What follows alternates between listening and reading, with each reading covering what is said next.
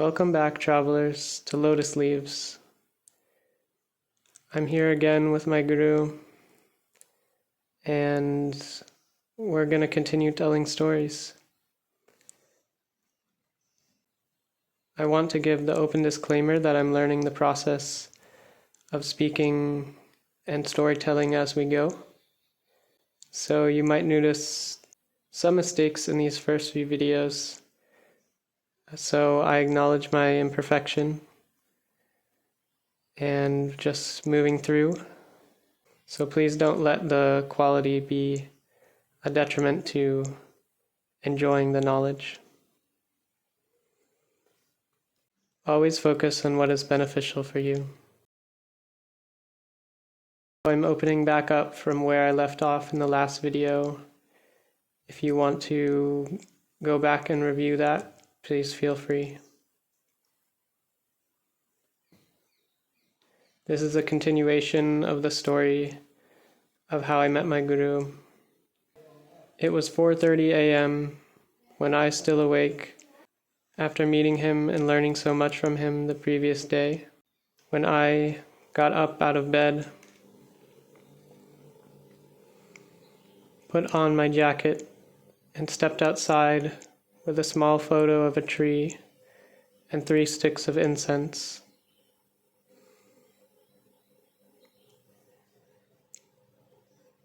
I walked out down the road and past the bus that was supposed to take me away.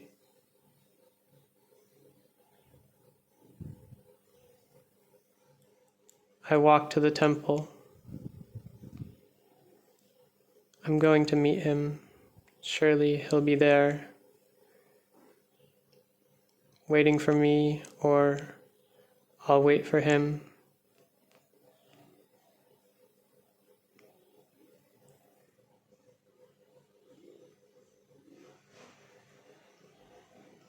I called out to him in my mind, I'm coming, I'm coming. I'm ready. I'm here. I'm still here. I called it out loud as if to penetrate the space, as if he could read my mind, and I really thought maybe he could. And so I sat at the temple, ready, waiting. He didn't come. Maybe I should have brought my phone and texted him instead of assuming he could read my mind.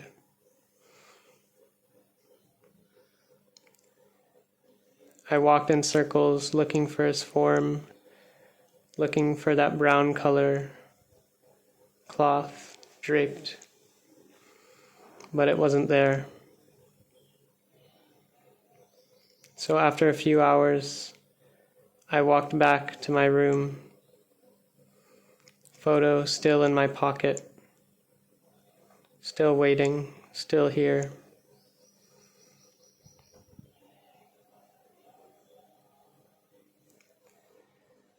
I put down my things and went to pick up my phone, and just as I reached for it, it lit up with a notification.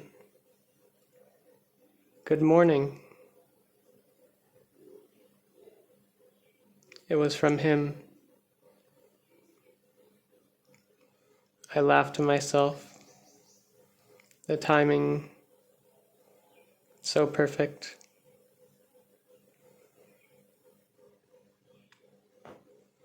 Good morning, I said. I'm here. Where?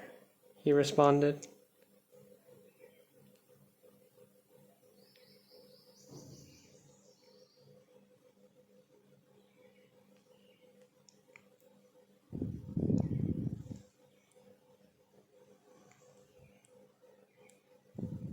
I told him where I was still where we were staying. He sent me a lotus, and I sent him a lotus back. What's your plan for today? I'd like to spend some more time with you, if that's okay.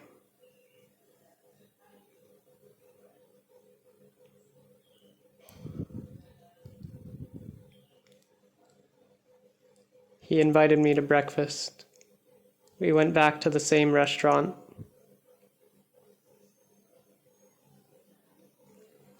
I sat for a couple minutes waiting for him. Oh no.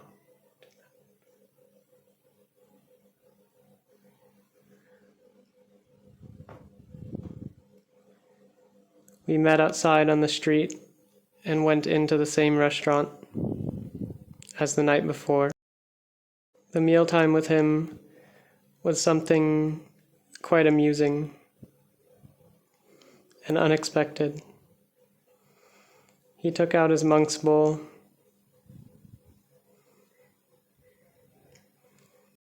He asked the server for a chicken tandoori. Chicken tandoori, he asked. Now? Yes, now.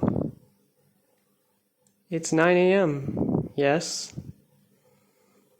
Chicken tandoori not ready. Oh, okay. Then he continued to look. He ordered 2 chicken chilies, 2 chicken curries.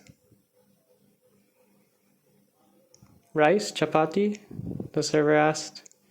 No rice. Okay. I ordered my regular aloo paratha and omelette with a glass of lemon tea.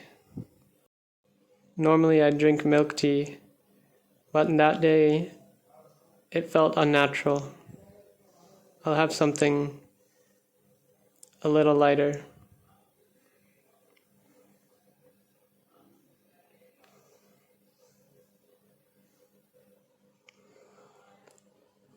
My food came first, and his took another 20 minutes. He urged me to eat, but I prefer to wait. So I waited for his food to come out. When it did, he took out an extra large size monk's bowl. You could easily put your head inside. It was that big. And proceeded to dump all of the food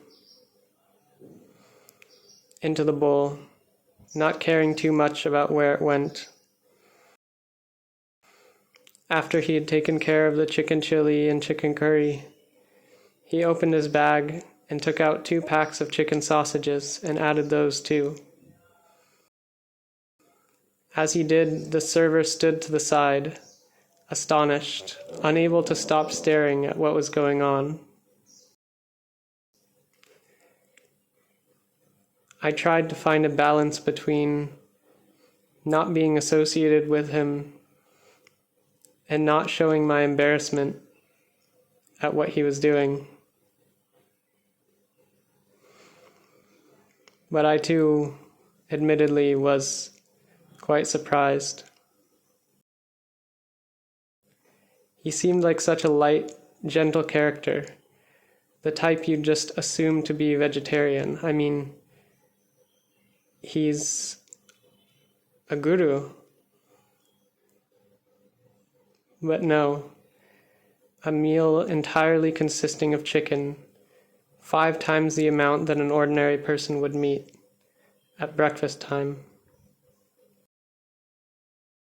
I eat like a bodybuilder, he said.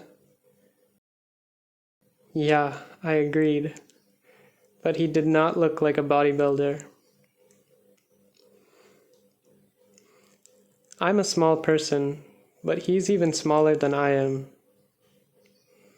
He looks to be between the age of 20 and 25, with a narrow face, wire-framed glasses, about 5'6", and draping brown cloth over his shoulder. Everything that was in his bowl went entirely against what you'd assume about from his appearance. If I didn't think it would be disrespectful, I'd probably be laughing. Eventually, the other servers and workers in the restaurant started coming over too, and as we ate, they watched. And as we ate, they peered into his bowl. One of them looked at me with wide eyes and smiled. I looked back, but I didn't dare to acknowledge. I wanted to be as respectful as possible, even though I probably felt the same way as they did. He knew that I was confused, and he proceeded to explain that his dietary choice was very deliberate. I only eat once a day, he said, so I have to eat a lot of food.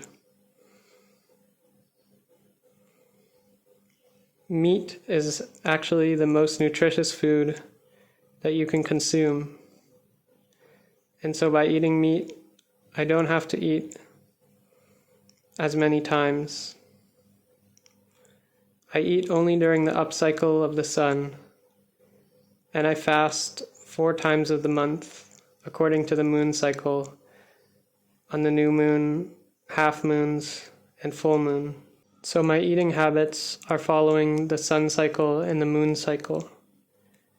This is the esoteric way of longevity, youth, wisdom, and power.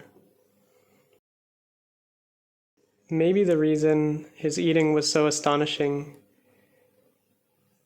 is that his energy was entirely unlike a meat eater, which you'd usually expect to be heavy and aggressive. He appeared not only like a vegetarian, but a perfect vegan, so gentle and light. The contrast with his eating habits was quite astonishing, and I understood why everyone stood around us, but it made me very uncomfortable. As he explained his diet, though, I began to realize that what at first seemed like completely irrational behavior was actually backed up by a thorough system of reasoning and knowledge. Still, I doubted the veracity of his claims about meat eating. The fasting I could get behind. As we packed up, I thought, maybe tomorrow I'll ask him that we eat breakfast separately and meet later in the day. Maybe I could push him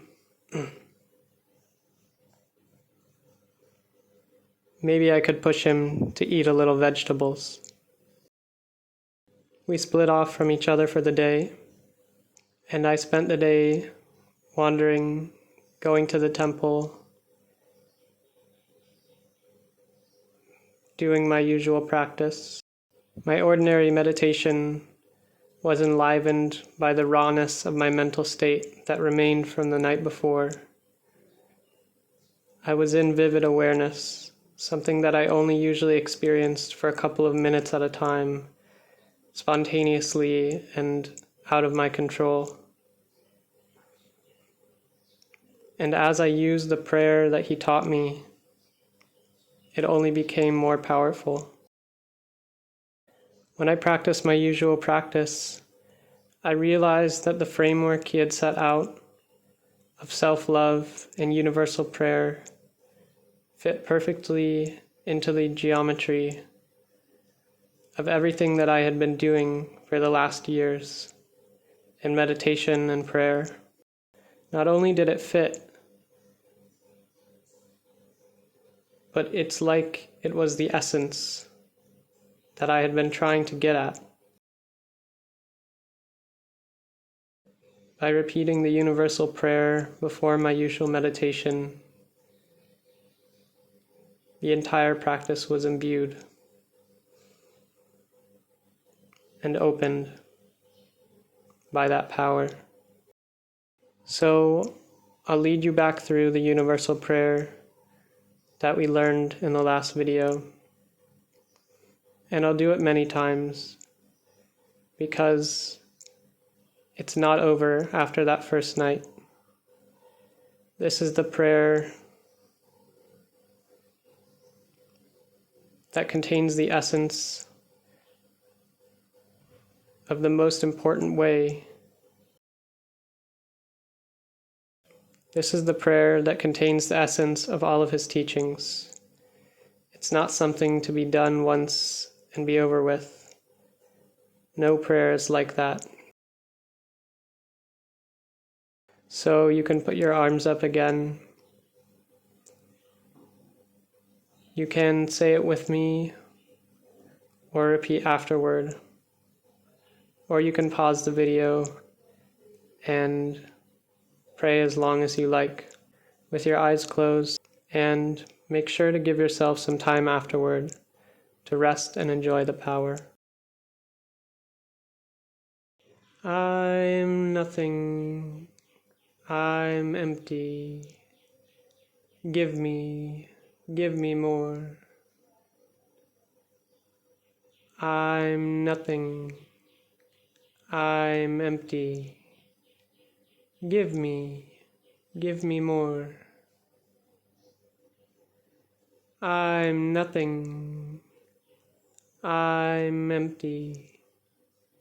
Give me more.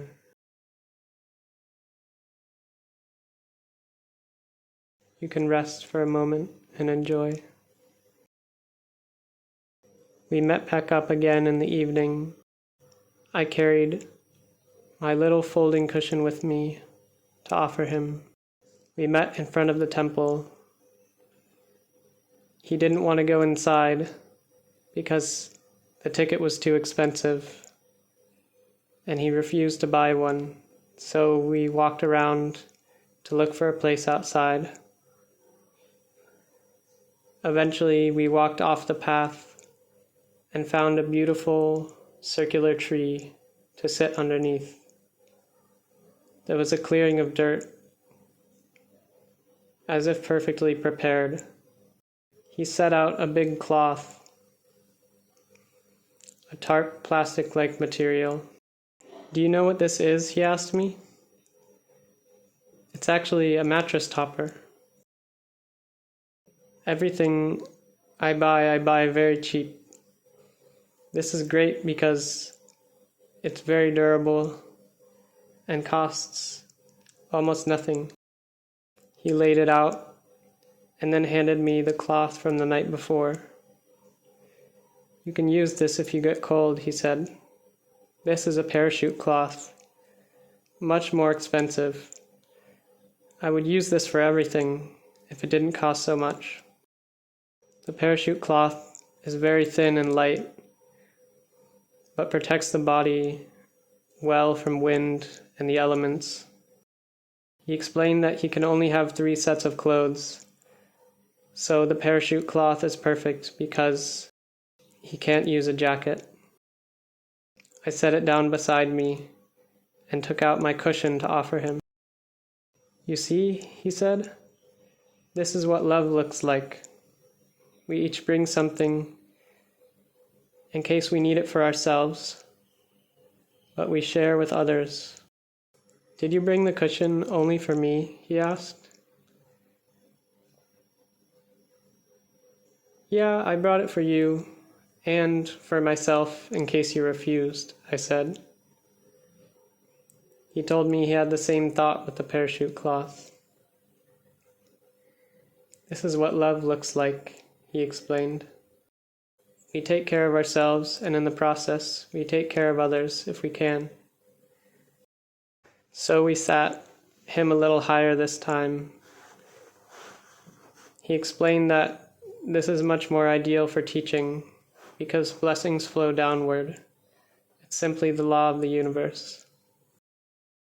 He explained that just like water, which flows from the high place to the low place, knowledge and blessings flow from a high place to a low place.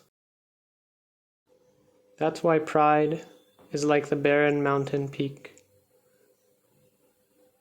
All water runs away from it. Just like that, all good things run away from prideful people, and they are left in loneliness and sadness. Just like the valley is green and flourishing with life, because all the water flows and runs to it. In a similar way, knowledge, blessings, and all the good things gather around a humble person, nourishing them with happiness, wisdom, and power. Just by offering that small cushion, I directly gained the karma of the knowledge of the benefit of humility. "This night is so beautiful, isn't it?" he pointed out. "We have the weather, the open sky, no mosquitoes. Normally it's very difficult for me to teach outside because of mosquitoes." I didn't dare tell him that I was the one attracting the mosquitoes, which is the reason he wasn't being bitten. It seems because of his diet, the mosquitoes prefer me over him.